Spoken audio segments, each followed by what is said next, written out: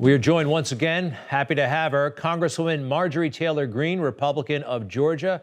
Welcome back, Congresswoman. And it occurs to me you are, I think, the most famous Republican, most well-known Republican in the House of Representatives right now, more so than Kevin McCarthy in terms of name recognition. I don't know if that makes your life easier or harder, but I believe it to be true. How are you? I'm doing well, Greg. How are you doing? Terrific. Well, what about that high profile? Is it a hindrance? Is it a burden? Your life has changed remarkably. You're still a freshman and one of the most talked about people in America. How are you holding up? I'm holding up well because I live in Georgia and my district is the land of freedom. And so it's wonderful to be at home. But it can be interesting when I'm out traveling, going to different places. But I'm holding up well because that's being popular wasn't the reason why I wanted to run for Congress. I wanted to make effective change. And I was frustrated, and I'm still frustrated at how Congress is failing the people. And I believe we can do better, and that's why I continue to be outspoken. We appreciate your outspokenness. Sometimes outspokenness can complicate one's life. Now, you're on a program, and you started talking about, well, let's just listen because this made news, and it might be causing you problems right now and in the future. Let's go ahead. This woman is mentally ill. You know, we can look back in a time in history where people were told to wear a gold star, and they were definitely treated like second-class citizens, so much so that they were put in trains and taken to gas chambers in Nazi Germany. And this is exactly the type of abuse that Nancy Pelosi is talking about. All right, some reactions so far. Now, Kevin McCarthy, the minority leader in the House, his reaction, and he's talking openly, I think, about expulsion, but Marjorie is wrong in her intentional decision to compare the horrors of the Holocaust with wearing masks is appalling. Let me be clear, the House Republican Conference condemns this language. You do have some pretty key support as well, especially here in New York in the Jewish community. I'd like to put both of these up. This is Nachman Matovsky, and he makes it quite clear that almost all Orthodox Jews support Marjorie Taylor Greene. And he says, you know, the people that actually practice Judaism. There's also a Republican candidate in Ohio for the U.S. Senate, a former Marine. Hamas caucus attacking Israel and Jews, yet establishment Republicans like Kevin McCarthy won't take a stand. They are more interested in virtue signaling to their pals in the media about Marjorie Taylor Greene than they are in combating Hamas spokesman Ilhan Omar and Rashida Tlaib. Wow. All right. So, Congresswoman, what do you have to say? Well, here's what I have to say. You have to have respect for Nancy Pelosi and that she never allows attacks on her own. And she defends them even when they sleep with Chinese spies, when they attack Israel, when they stand with Hamas terrorism, and that when their rhetoric is so disgusting and that Antifa pro-Palestinian rioters are on the streets attacking American Jews. You know, Nancy Pelosi stands with her own. And Kevin McCarthy never had to say a word. He could have said, you know, you should ask Marjorie about her words and ask her what she had to say. That would have been the right answer for him. So it's unfortunate that he took this route and he didn't even text me or call me, which is really a shame before I found out, seeing it in the news, that he had said that. And then sadly, you know, Elise Stefanik, our new GOP chair, followed suit, of course, right along. And then I think Steve Scalise and others. And they shouldn't have done that. None of them called me and asked me what I meant by what I had said. And the media, as usual, twist and turn my words.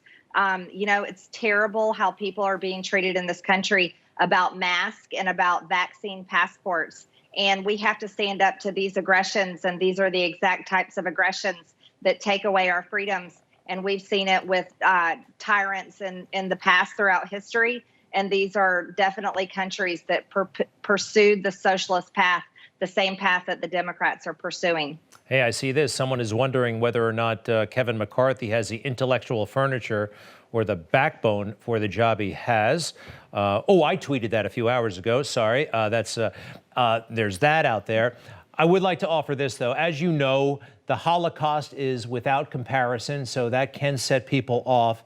But it does seem like we're in this point where people are being labeled. They're being labeled or typecast, a Karen, a racist, a white supremacist, or an anti-vaxxer.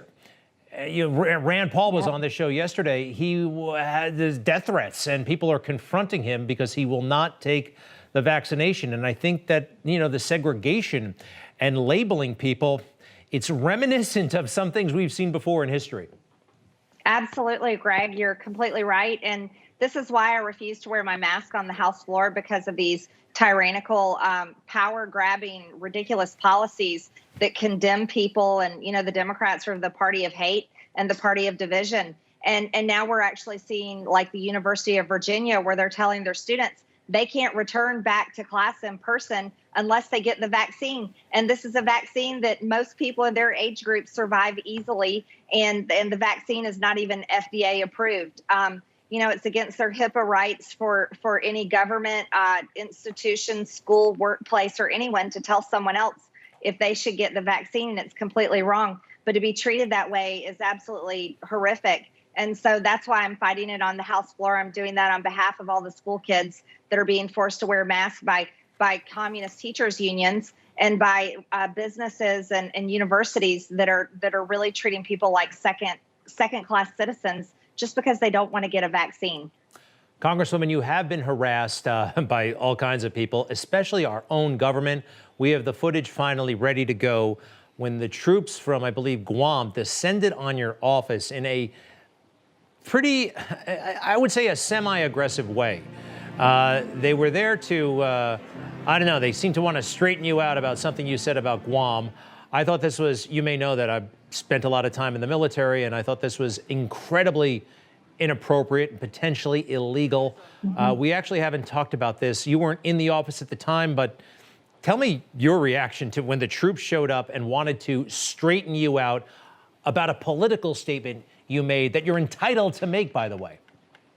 Yes, I'm appalled at that, and that's the delegate of Guam that did that. And I don't hold any ill will towards the troops. I'm a big believer in our military. My dad was a Vietnam War veteran, and my husband served in the Navy. And I think our military men and women are the greatest among us, and they shouldn't be used this way. And they shouldn't be taught critical race theories and led into woke, progressive, ridiculous ideas in our military. Our military men and women should be respected, and so should female members of Congress should also be respected and not be treated this way. That's just another one of the aggressive things that the Democrats have done to me.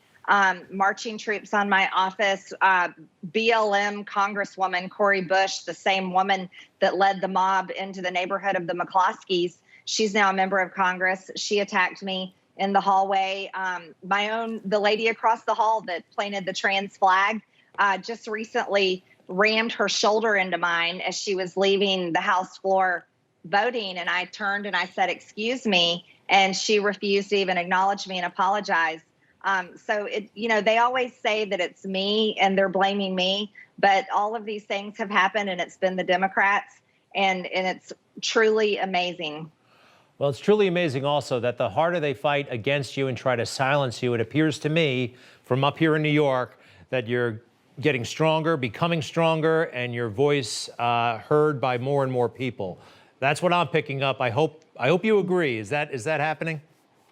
Yes, it's definitely the case, because people aren't stupid. And for too long, Congress and those that have been elected have treated the American people like they're stupid and as if their voice doesn't matter and their solutions don't matter. But the only person I am is I am truly one of the people, and I am representing them in Congress.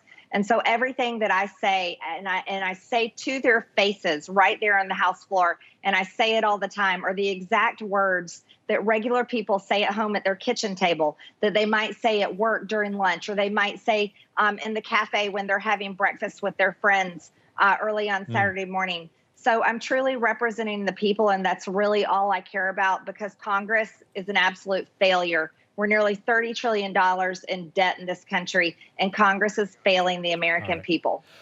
Representing the people. How about that? What a novel concept, and you're doing a fabulous job, in my opinion, an opinion show. Marjorie Taylor Greene, Republican of Georgia, we thank you so much, and we'll be right back. Hey, I'm Rob Finnerty. Thanks for watching. If you enjoyed this video, please join the conversation in the comments below. Don't forget to subscribe, too. Hit the bell icon to be alerted to breaking news. And remember, there's a whole lot more on Newsmax TV, America's fastest growing cable news network. Newsmax TV, we're real news for real people.